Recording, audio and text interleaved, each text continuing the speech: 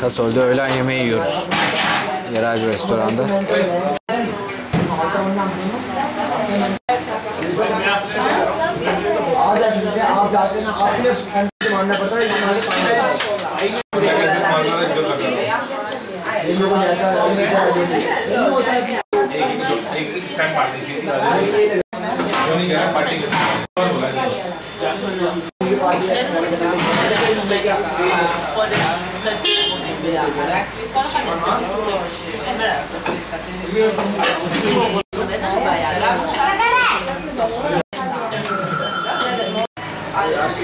भाई मैं 2.5 साल रहा हूँ, अभी 2 महीने बंद हूँ, 2.5 साल और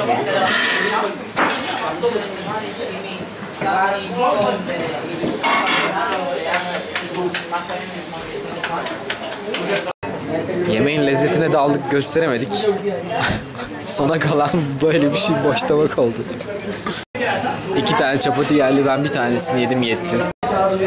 Komşunun arta kalan karışık sebzesinden bir parça. Biraz pilav. Burada bitmiş mercimek. Çapati yarım. Kola kola.